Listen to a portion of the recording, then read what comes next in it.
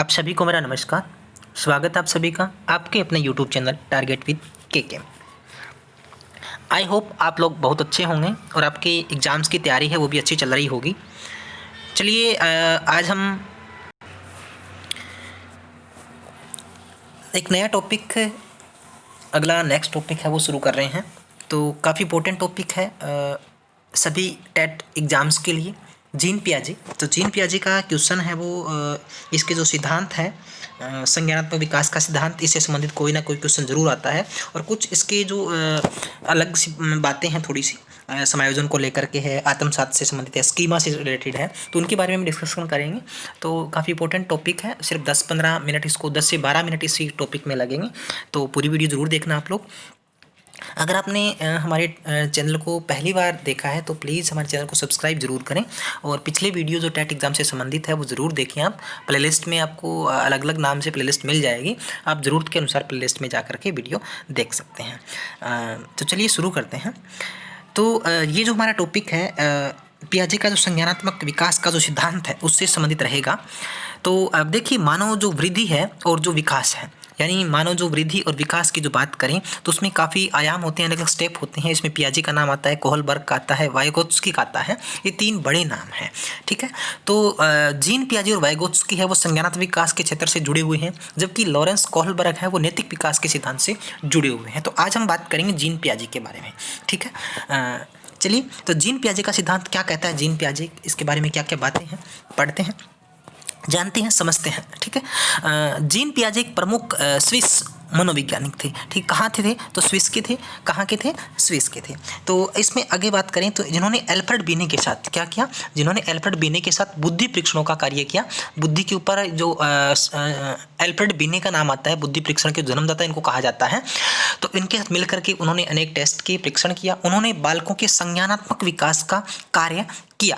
तत्पश्चात संज्ञानात्मक विकास का सिद्धांत है वो प्रतिपादित किया इन लोगों ने, ठीक है। यानी पियाजे का नाम काफ़ी इसमें महत्व रखता है। तो पियाजे अपने संज्ञानात्मक विकास के सिद्धांत में कहते हैं कि बालकों में वास्तविकता या वास्तविकता के स्वरूप के बारे में चिंतन करने, उसे खोज करने की शक्ति न तो बालकों की परिपक्वता स्तर पर और न ही सिर्फ उनके अनुभवों पर निर्भर करती है, बल्कि इन दोनों की अंतःक्रिया द्वारा निर्धारित होती है।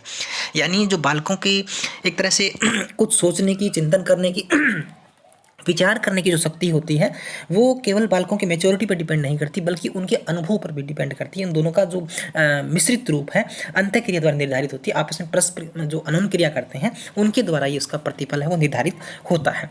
तो पियाजे ने क्या कहा है इसके बारे में, जो महत्वपूर्ण इसके कॉन्सेप्ट हैं, पहला है अनुकूलन, ठीक है, अडेप्टेशन। तो ये काफ़ी इंपॉर्टेंट पार्ट है। पियाजे के अनुसार बालकों में वातावरण के साथ सामंजस्य स्थापित करने की जन्मजात प्रवृत्ति को अनुकूलन कहते हैं, ठीक है। यानी किसी भी स्थिति में अपने आप को ढाल लेना, समायोजित कर लेना, वो उसकी जन्मजात है प्रवृत्ति को अनुकूलन कहते हैं, ठीक है। तो अनुकूलन का मतलब अपने आप को उस कंडीशन में, उस चीज़ में, उस वातावरण के अनुसार, उन परिस्थितियों के अनुसार ढाल लेना, वो अनुकूलन होता है। इसकी 2 उपक्रियाएं हैं, पहला है आत्मसात करना, दूसरा है समायोजन करना। तो आत्मसात क्या होता है? आत्मसात देखिए क्या होता है, एसिमिलेशन।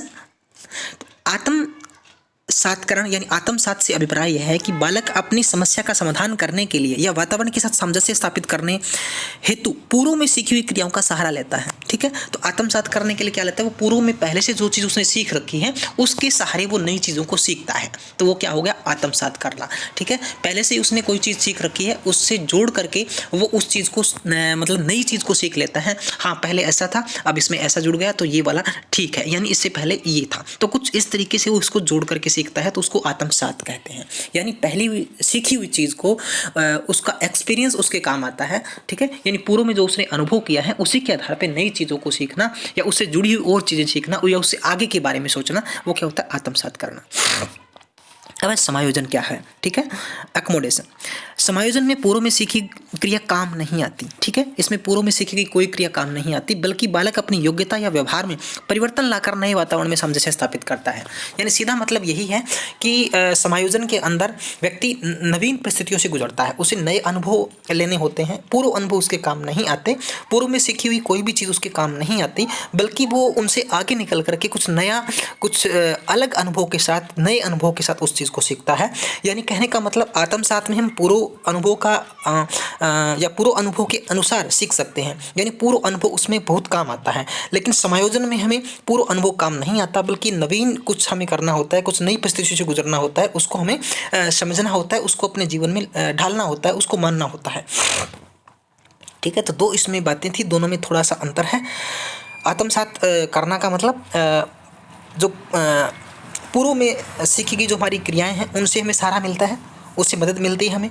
ठीक है, लेकिन समायोजन में हमें क्या होता है कि हमने जो पूर्व का व्यवहार है वो काम नहीं आता, अनुभव काम नहीं आता, बल्कि हमारे व्यवहार में जो पूर्ण रूप से नया परिवर्तन हमें करना पड़ता है, वहाँ वातावरण में हमें सामंजस्य स्थापित करना पड़ता है, वो होता है समायोजन करना। ठीक है, आगे साम्य धारण, ये प्रत्यय अनुकूलन से मिलता है। साम्य धारण में बालक आत्मसातकरण व समायोजन के बीच संतुलन निर्धारित करता है। ठीक है, इसको आत्मसात समायोजन दोनों का प्रयोग इसको कह सकते हैं, वेरी इजी सी बात है। संरक्षण, संरक्षण क्या है?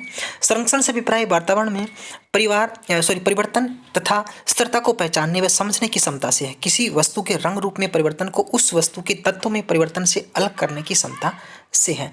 संरक्षण का मतलब एक तरह से बचाव कह सकते हो यहाँ पे। ठीक है, संज्ञानात्मक संरचना ये क्या होती है? मोस्ट इंपॉर्टेंट है। देखो संरक्षण का इतना महत्व तो नहीं है इस टॉपिक में। संज्ञानात्मक संरचना ये इंपॉर्टेंट चीज़ है। किसी भी बालक का मानसिक संगठन या मानसिक क्षमताओं के सेट को संज्ञानात्मक संरचना कहते हैं। यानी उसकी जो मानसिक यानी मन में क्या विचार चल रहा है, संज्ञान का मतलब ज्ञान से लिया जाता है, नॉलेज से लिया जाता है, और उसकी संरचना, उसका स्ट्रक्चर क्या है। ठीक है, तो वो चीज़ है। आगे मानसिक क्रिया, बालक द्वारा किसी समस्या के समाधान पर चिंतन करना, यानी सोचना, उसके ऊपर विचार करना, तो वो चिंतन के दायरे में जो चीज़ आती है उसको मानसिक संक्रिया कहा गया है। ठीक है, स्कीमा, ये अच्छा पॉइंट है यहाँ पे, तो हमें समझना होता है स्कीमा होता क्या है, कैसे इसको क्या समझ सकते हैं। व्यवहारों के संगठित पैटर्न को जिसे आसानी से दोहराया जा सके, यानी व्यवहारों का संगठित पैटर्न है जिसे आसानी से हम दोहरा सकें हैं। जैसे कार चलाने के लिए कार स्टार्ट करना, गियर डालना, स्पीड देना, ऐसी जो आदि उपक्रियाएं हैं उनको मिलाकर एक कार्य हुआ है। ये संगठित कार्य स्कीमा कहा जाता है। यानी किसी भी काम को करने के लिए उसके जो स्टेप होते हैं, उनकी क्रमबद्ध जो श्रृंखला होती है, उसका मिला हुआ रूप है, एक क्रमबद्ध जो श्रृंखला होती है उसी को क्या कहा गया है? स्कीमा कहा गया है। कोई भी काम करने के लिए जो प्रोसेस होता है एक प्रकार से शुरू से लेकर के अंत तक। ठीक है, जैसे हमें टेट एग्ज़ाम क्लियर करना है तो इसके लिए क्या प्रोसेस हम करेंगे? इसके लिए सबसे पहले हमें एग्ज़ाम के बारे में पता होना चाहिए, पाठ्यक्रम पता हो, इसमें कौन कौन से विषय शामिल होंगे, इसका टाइम पीरियड कितना होता है, कौन सी बुक्स हम पढ़ें, किस तरह का मटेरियल हमारे लिए काम होगा, कितना पढ़ें, कब तक पढ़ना है, क्या क्या पढ़ना है। तो ये प्लानिंग जो होती है वो मतलब एक प्रकार से इसको स्कीमा का रूप दे सकते हैं। ठीक है, लेकिन होना चाहिए क्रम, एक स्टेप के अनुसार, क्रम के अनुसार।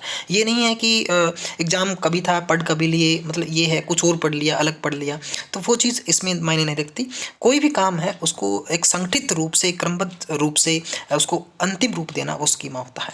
ठीक है, तो स्कीमा को यहाँ कैसे समझे? स्कीमा से तात्पर्य ऐसी मानसिक संरचना है जिसका सामान्यीकरण किया जा सके। ठीक है, तो सामान्य रूप इसका यही है, स्टार्ट से लेकर के अंत तक एक प्रोसेस के रूप में इसको शुरू करना और उसको अंतिम रूप देना।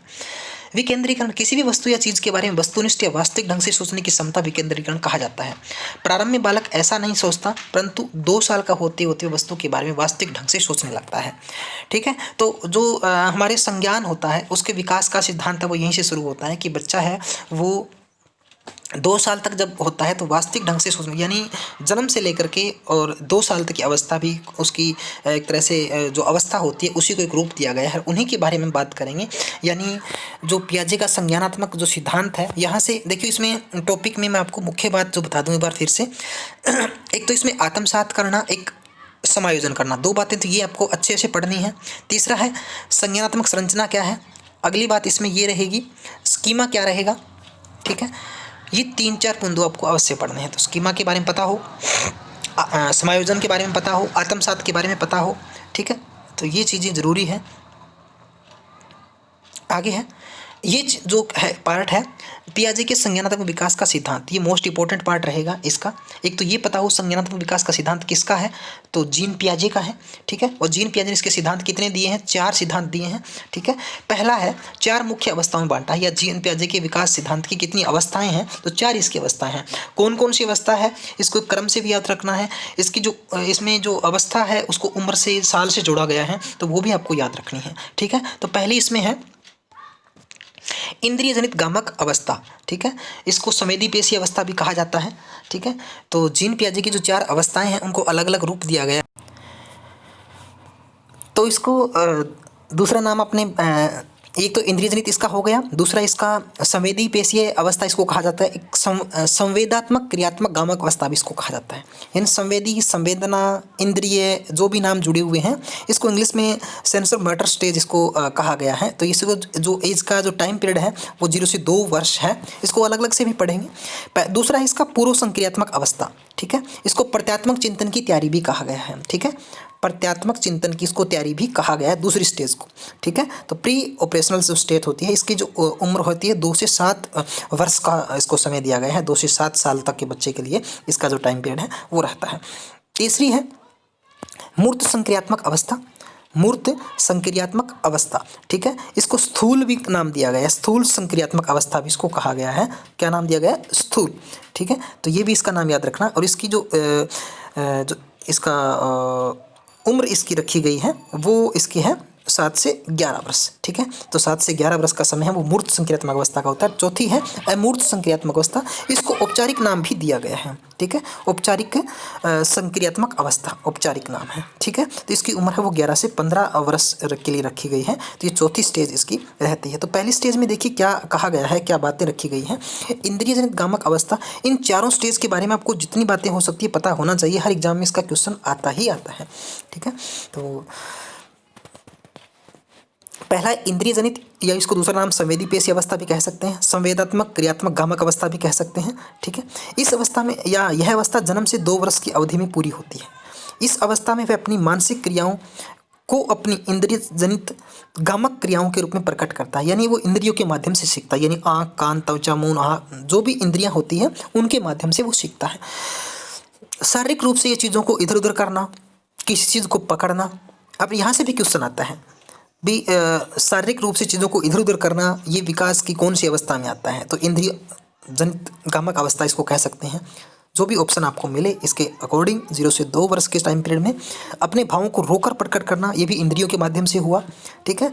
उसे दिखाकर अपनी बात कहना इसके प्रमुख लक्षण है, यानी कोई भी चीज़ को इशारों से बता देना, बोल के वो जब तक उसका जो स्किल है, भाषाई कौशल के विकास हैं वो उसमें डेवलप नहीं होते, बोलना सुनना, मतलब सॉरी सुनना तो हो जाता है लेकिन वो पूर्ण रूप से बोल नहीं पाता, किसी चीज़ को अच्छे से उसमें पकड़ने की जो एक तरह से योग्यता है वो विकसित नहीं होती, हर चीज़ को उतनी मजबूती से नहीं पकड़ पाता, इतना एक मतलब परिपक्व मैच्योर जो पर्सन उसको पकड़ सकता है। जो कुछ भी कहना या समझना होता है उनकी अभिव्यक्ति गामक क्रियाओं के द्वारा करता है, यानी जो मुख्य बात इसमें यही है वो अपनी इंद्रियों के माध्यम से सब कुछ है, वो या तो वो बताता है कुछ या उसको समझता है, ठीक है। वस्तु का अस्तित्व कब होता है? जब तक वह उसके सामने रहती है, यानी इस अवस्था में बच्चा यह सोचता है कि मान लीजिए वो किसी खिलौने से खेल रहा है, ठीक है, तो जब तक वो खिलौना उसके पास है तब तक वो उस चीज़ को समझता है, लेकिन जब उसके सामने से वो खिलौना गायब हो जाता है तब वो उसके लिए उसका अस्तित्व समाप्त हो जाता है, यानी खिलौना है भी नहीं है, यानी वो उसके लिए वो चीज़ अब नहीं है। उसको ये नहीं समझता कि उसने कहीं वो किसी ने छुपा दी होगी, वो फिर से मिल जाएगी, लेकिन वो उसके सामने से जैसे ही गायब होती है तो उसको मतलब उसके दिमाग से वो चित्र वो गायब हो जाता है और कुछ नई चीज़ उसको सामने आ जाती है, फिर उसका अस्तित्व वो स्वीकार करता है। हाँ, जब तक उसके सामने रहती है तभी तक वो उसके अस्तित्व को मानता है, परंतु 2 वर्ष की समाप्ति होने तक वह उन वस्तुओं के प्रति भी अनुक्रिया करना सीख जाता है, यानी जैसे जैसे उसकी स्टेज आगे बढ़ती है तब वो उनका अस्तित्व की पहचान है वो भी उसके दिमाग में कायम हो जाती है, जो सीधी दृष्टिगोचर नहीं होती। दृष्टिगोचर का मतलब दिखाई न देना, या दृष्टिगोचर का मतलब आँखों से है, दिखाई देने से संबंधित है। 3-4 महीने तक वस्तु उसके सामने से हटाने पर उसका अस्तित्व समाप्त हो जाता है, ये लंबे समय तक उसकी आंखों से कोई चीज़ सेम वस्तु गायब रखे तब वो उसको अस्तित्व को अस्वीकार करता है, परंतु अब उसका चिंतन अधिक वास्तविक हो जाता है, परंतु सामने न होने पर भी उसका अस्तित्व बना रहता है। इसे वस्तु स्थायित्व का गुण कहा जाता है। तो ये भी इंपॉर्टेंट बात है, वस्तु स्थायित्व का गुण कौन सा होता है? ठीक है। तो वस्तु अगर उसके लंबे समय तक उसके पास से हम 3-4 महीने वस्तु उसके सामने से हटा देती है तो उसका अस्तित्व वो समाप्त मान लेता है, परंतु धीरे धीरे करके उसके चिंतन का जो स्तर है वो काफ़ी बढ़ जाता है और इससे क्या होता है, वस्तु सामने न होने पर भी उसका अस्तित्व उसके दिमाग में बना रहता है, यानी काफ़ी लंबे टाइम तक वो उस वस्तु के बारे में सोचता रहता है, उसको मतलब देखने की इच्छा उसके मन में रहती है, उसको हो सकता है वो ढूंढने की भी कोशिश करे। तो इस तरह का जो क्राइटेरिया होता है, चिंतन का स्तर होता है, उसके दिमाग में बना रहता है। तो ये थी आपकी इंद्रियजनित गामक अवस्था। दूसरा है पूर्व संक्रियात्मक अवस्था। संज्ञानात्मक विकास की अवस्था 2 से 7 वर्ष की होती है। एक तो यही क्वेश्चन है, इसका जो टाइम पीरियड है, समयावधि है, वो कितनी है, 2 से 7 वर्ष। इसमें भाषा का विकास ठीक प्रकार से प्रारंभ हो जाता है। तो भाषा का विकास प्रारंभ कौन सी अवस्था में होता है, पूर्व संक्रियात्मक अवस्था में। अभिव्यक्ति का माध्यम भाषा बन जाती है, यानी वहाँ वो इंद्रियों के माध्यम से अपना जो बात है वो रखता है, लेकिन यहाँ वो भाषा के माध्यम से अपनी बात रखता है। ये पूर्व संक्रियात्मक अवस्था की जो स्टेज है उसमें बात होती है। गामक क्रियाएं नहीं होती, यानी इंद्रियों के माध्यम से वो एक्टिविटी नहीं करता, यहाँ पे भाषा के माध्यम से, बोलचाल के माध्यम से करता है। संप्रत्यय यानी जो कॉन्सेप्ट होता है, निर्माण पूरा व दोषपूर्ण ही होता है। इस अवस्था में प्रारंभ में संप्रत्यय निर्माण करने लगता है, वस्तुओं को विभेद यानी पहचान करना, विभेद करना, उसमें उसको अलग थलग करना, परंतु 5 वर्ष तक उसका यह संप्रत्यय निर्माण अधूरा व दोषपूर्ण हो जाता है। इस अवस्था में प्रारंभ में नहीं परंतु समाप्त होते होते वह सजीव निर्जीव में भेद करने की क्षमता या कल्पना करने लगता है। ठीक है। इस अवस्था के 2 मुख्य जो दोष हैं, यानी वो धीरे धीरे 2 से 7 वर्ष तक टाइम पीरियड, उसमें 5 वर्ष तक जाते जाते वो वस्तुओं के बीच में सजीव निर्जीव यानी वस्तुओं में भेद करने की जो स्थिति है, वहाँ उसके दिमाग में वो चीज़ अब आ जाती है कि कौन सी वस्तु सजीव है, कौन सी निर्जीव है। इसकी कल्पना भी वो कर सकता है। एक तो उसके मन में ये आता है जीववाद। ठीक है। जीववाद बालकों के चिंतन में पाई जाने वाला एक दोष, जिसमें यह निर्जीव को सजीव समझता है, जैसे कार, पंखा, बादल सभी को सजीव समझता है। ठीक है। यानी इन चीज़ों के बारे में उसके दिमाग में है वो पूर्ण रूप से कॉन्सेप्ट वो क्लियर नहीं हो पाता। इसमें एक प्रकार से उसके मन में दोष बना रहता है, यानी हर वस्तु को वो जीवित मानता है, जैसे अपने घर के सदस्यों को मानता है, अपने खास करके उसके आसपास रहने वाले कुत्ते, बिल्ली, पशु जो भी उनके पास रहते हैं, उसी से संबंधित सभी चीज़ों को वो, चाहे स्कूटर हो, मोटरसाइकिल हो, कार हो, उन सब चीज़ों को जोड़ के रखता है। ये भी इनके जैसे ही है। आत्म केंद्रित बालक के विचार में व्यक्तिनिष्ठता पाई जाती है, वह सिर्फ अपने विचार को ही सत्य मानता है, यानी वो एक तरह से जिद वाली बात है, हर भी चीज़ को पाना चाहता है, अपनी बात मनवाना चाहता है कि मैं ठीक हूँ। तो मतलब अपने आप को जो परम मानने वाली चीज़ है वो सत्य मानता है कि मैंने जो कहा वो ठीक है। हाँ, जैसे वह मानता है, जैसे ही वह तेज़ दौड़ता है सूर्य भी तेज़ी से चलने लगता है। कई बार ऐसे बच्चे के दिमाग में ऐसा चलता रहता है कि जैसे वो चलता है सूरज भी उसके साथ साथ चलता है जब उसको देखता है। ठीक है। ये दोनों 2 से 4 की अवधि में पाए जाते हैं। 4 से 7, 2 से 4 का मतलब साल दिया गया, 2 से 4 साल का जो समय होता है उसमें रहते हैं। फिर 4 से 7 वर्ष या साल के बालकों में चिंतन व तर्क पहले से अधिक परिपक्व हो जाता है, परंतु इस चिंतन में उत्क्रमणीय गुण यानी वो नहीं होते, यानी पहले जो उसके दिमाग में जो चीज़ें चल रही होती है, अपनी बात को रखने की, सजीव और निर्जीव के भेद की बात है, वहाँ उसमें थोड़ा सा वो आगे की ओर बढ़ता है, उसमें थोड़ी सी मेच्योरिटी इस विषय में चिंतन से आ जाती है। इस सजीव निर्जीव के बीच में थोड़ा सा लास्ट में वो फ़र्क समझने लगता है, उत्तर लास्ट में लगभग 6-7 वर्ष की उम्र में जाने के बाद में। आगे देखिए, पूर्व संक्रियात्मक अवस्था। यह अवस्था 7 से 11 वर्ष तक होती है। मुख्य इसमें टाइम यही है। इसमें बालक ठोस वस्तुओं के आधार पर, मूर्त का मतलब ठोस ही होता है। ठीक है। ठोस वस्तुओं के आधार पर आसानी से मानसिक क्रियाएं करके समस्या का समाधान करता है। वस्तुओं को पहचानना शुरू कर देता है, विभेद करना, वर्गीकरण, अलग अलग उसके ग्रुप में बांट सकता है उसको, सजीव निर्जीव का जो नाम दिया गया है। ठीक है। हाँ, परंतु उसका समस्या समाधान अमूर्त आधार पर नहीं होता। अमूर्त का मतलब कल्पना से, चिंतन से, गहन चिंतन से, ठीक है, मानसिक रूप से जो ज़्यादा मैच्योर होते हैं नहीं होता, बल्कि स्थूल या मूर्त ही होता है। ठीक है। वस्तुओं को देख कर ही समस्या को समझ पाते हैं, सुनकर नहीं, यानी उनमें गहन चिंतन की क्षमता विकसित नहीं हुई होती। तो मूर्त जो अवस्था है, ठोस वस्तुओं के प्रति ज़्यादा उनमें रुचि रहती है, यही इस अवस्था का मुख्य दोष है, जबकि मानसिक क्रियाएं या मूर्त ठोस का उदाहरण नहीं है। दूसरा दोष यह है कि चिंतन पूर्णतः क्रमबद्ध नहीं होता, यानी भी किसी भी समस्या के बारे में वो एक क्रम से, एक स्टेज से, उस क्रम से नहीं सोच पाता उसके समाधान तक जाया जा सके। ठीक है, उसमें समस्या समाधान की मतलब ऐसा नहीं है कि उसको समस्या समाधान की मतलब योग्यता नहीं है, लेकिन उसको एक क्रम से वो अच्छे तरीके से उसका सॉल्यूशन है वो नहीं कर पाता। तो ये एक उसको क्रमबद्ध उसको रूप है वो चिंतन का उसके पास नहीं रहता। ठीक है, आगे लास्ट इसकी है अमूर्त संक्रियात्मक अवस्था। ठीक है, तो लास्ट वन है, इसके बारे में बात कर रहे हैं। बस 2 मिनट की वीडियो और रहेगी हमारी। यह अवस्था 11 से 15 वर्ष के बीच होती है। इसका टाइम तो यही रहेगा 11 से 15 वर्ष। इसमें किशोरों का चिंतन अधिक लचीला और प्रभावी होता है। ठीक है, तो जो अमूर्त चिंतन का मतलब यही होता है कि जो दिमागी रूप से किसी भी वस्तु या समस्या के बारे में चिंतन, अपने विचार क्रमबद्ध तरीके से रख सकें। उसमें देखिए दोष हर चीज़ में आते हैं, तो बच्चे के चिंतन के किशोरों या किशोर नाम दिया गया है क्योंकि 11 से 15 वर्ष की जो एज होती है, ठीक है, या 12 से 18 वर्ष का जो समय होता है वो किशोरावस्था का समय होता है। इस अवस्था में चिंतन करना तो काफ़ी प्रभावपूर्ण रहता है। चिंतन में क्रमबद्धता विद्यमान रहती है, यानी हर चीज़ को क्रम के साथ, एक स्टेज के साथ, बिल्कुल प्रोसेस के साथ उसको सोच सकता है। किसी भी समस्या का समाधान काल्पनिक रूप से सोचकर और चिंतन करके करता है, यानी पहले दिमाग में वो कल्पना करता है कि हाँ इसका ये हो सकता है, मैं इसका ये कर सकता हूँ। ठीक है, कल्पना के द्वारा उस सत्य तक वो पहुँचता है। चिंतन में वस्तुनिष्ठ व वास्तविकता पाई जाती है। ठीक है, चिंतन में वस्तुनिष्ठता भी पाई जाती है और वास्तविकता भी पाई जाती है। अतः कहा जा सकता है कि बालकों में विकेंद्र पूर्णतः विकसित हो जाता है, यानी किसी भी समस्या के प्रति उसके जो केंद्रीय स्थिति है, समस्या के जो मूल कारण है वो उन तक भी पहुंच जाता है किसी न किसी माध्यम से, चाहे वो काल्पनिक तरीके हो या वास्तविक तरीके से हो, या चिंतन के द्वारा उसमें ये संप्रत्यय है, कॉन्सेप्ट है, विकसित हो जाता है। तो अमूर्त चिंतन इसको कहा गया है। इसको औपचारिक चिंतन भी कहा जाता है। तो 11 से 15 वर्ष की जो एज है, तो जीन पियाजे की 4 स्टेजेस थे ये संज्ञानात्मक विकास की थी। तो पहली थी संवेदी इंद्रियजनित कामक अवस्था, दूसरा था पूर्व संक्रियात्मक या प्रत्यात्मक चिंतन की तैयारी, तीसरा मूर्त और चौथा अमूर्त। ठीक है, तो इनका टाइम पीरियड आपको याद रखना है, नाम याद रखने हैं, कौन सी स्टेज नहीं है, तो चारों याद होगी तो आप जो एक्स्ट्रा आएगी वो बता ही दोगे।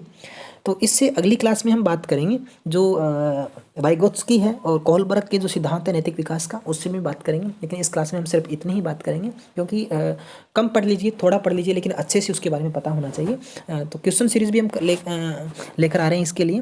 पहले भी हमने डाली हुई है क्वेश्चन सीरीज़, तो अगर आपने नहीं देखी पिछली वीडियो तो आप टेट एग्जाम चाहे किसी भी विषय का रीट का दे रहे हो, स्टेट का दे रहे हो, सीटेट का दे रहे हो, तो ये टॉपिक सभी में कॉमन है। तो आप लोग जिस भी एग्ज़ाम से जुड़े हो, टीचिंग एग्ज़ाम से, तो आई होप आपके लिए ये जो वीडियो है यूज़फुल रहेगी। बाकी आपका सुझाव जो भी है कमेंट बॉक्स में डालिए अपना सुझाव, तो किस तरीके की आपको वीडियो में क्या चीज़ें अच्छी लगी, क्या बुरी लगी, तो सारी बातें आपका स्वागत है हमारे चैनल के ऊपर। तो अगर वीडियो अच्छी लगी हो तो हमारे चैनल को लाइक, शेयर और सब्सक्राइब जरूर करें। थैंक यू, मिलते हैं एक अगले टॉपिक में, नेक्स्ट वीडियो में। नमस्कार।